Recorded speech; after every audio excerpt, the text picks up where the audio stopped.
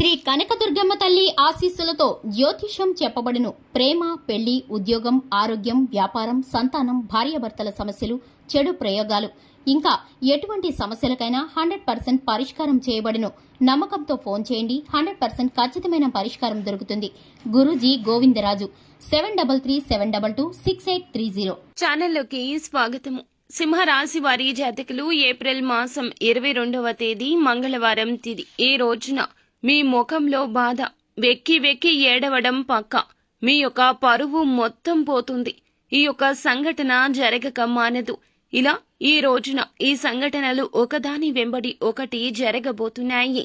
ఇందులకు మూల కారకులు ఎవరో తెలిస్తే గనక ఖచ్చితంగా మీరు కోపంతో రగిలిపోతారు. అసలు ఏం జరగబోతుంది, ఈ రోజున సింహరాశి జాతకులు ఎటువంటి ఫలితాలు పొందుకోబోతున్నారు అనే వివరాలు వీడియోలో తెలుసుకుందాము. వీడియో మీకు నచ్చితే లైక్ చేయండి. మీ లైక్ మాకెంతో సపోర్ట్ అండ్ ఎంకరేజ్మెంట్ గా ఉంటుంది. ఇక ఆలస్యం లేకుండా వీడియోలోకి మనము వచ్చేద్దాము. ఈ రాశి జాతకులు మంచి చెడు ఆలోచించినాకనే ఏ పని అయినా సరే చేస్తారు. అయితే ఆ పనుల్లో విజయం దక్కే వరకు కూడాను కష్టపడతారు తప్పితే నిరాశ చెందరు.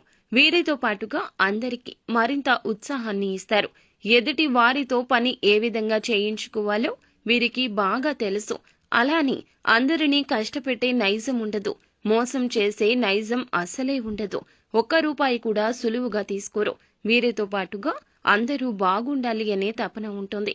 నవ్వుతూ ఉంటారు, నవ్విస్తూ ఉంటారు. అయితే ఈ యొక్క దిన ఫలాల ప్రకారం చూస్తే ఈ రాశి వ్యక్తులు ఈ రోజున మీ ముఖంలో బాధ వస్తుంది. ఎంత దాచినా దాగదు. పరువు పోయే ఒక సంఘటన ఈ అవకాశం కనిపిస్తుంది. చెయ్యని తప్పుకు ఒక నింద అమాంతం మీ మీద వచ్చి పడుతుంది. ఈ యొక్క నిందను మోయలేక మీ గుండె బరువుతో బాధపడుతుంది.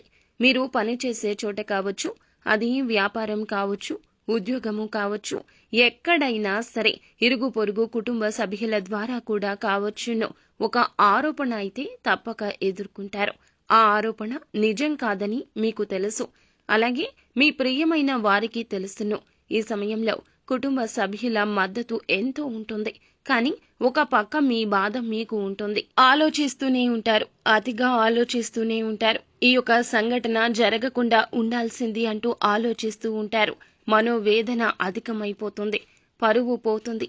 ఒక ఆరోపణ ఎదుర్కోవాల్సిన స్థితిగతి కనిపిస్తుంది. ఈ ఆరోపణ నిజం కాదని నిర్భయంగా మాట్లాడండి. ఏడ్చి ఆ యొక్క సమస్యను పరిష్కరించుకోలేరు కదా, ఆ విషయాన్ని గమనించండి. ఎటువంటి పరిస్థితి వచ్చినా కానీ దాన్ని అధిగమించే శక్తి సామర్థ్యాలు భగవంతుడు మీకు ఖచ్చితంగా అనుగ్రహిస్తాడు. కాబట్టి అది నిజం కాదంటూ నిర్భయంగా మాట్లాడండి. ఒకరి గురించి మరొకరి దగ్గర ఏదైనా విషయాన్ని ప్రస్తావించే సమయంలో మీరు చాలా జాగ్రత్త. ఎటువంటి విషయం అయినా సరే ఒకరి గురించి మరొకరి దగ్గర ప్రస్తావించొద్దు. ఒకవేళ ప్రస్తావించినా కానీ వారికి ఎటువంటి అవకాశం ఇవ్వకూడదు. మీరు ఏ విషయం అయితే మాట్లాడుతున్నారో అది పాజిటివ్ గా ఉండాలి. కానీ ఒకరి గురించి నెగటివ్ గా మాట్లాడొద్దు. ఒకవేళ మాట్లాడారంటే ఇటువంటి పెద్ద సమస్య మీ ముందుకు వచ్చే అవకాశం ఉంది. ఈ అంశంలో ఈ రాశి వారు తగిన జాగ్రత్త తీసుకోవాలి. పై అధికారుల గురించి తోటి ఉద్యోగస్తులతో నెగటివ్ గా చర్చించొద్దు. మీ మనసులో విషయాలు ఎవ్వరికీ తెలియపరచొద్దు. రహస్యంగా గోప్యంగా ఉంచండి.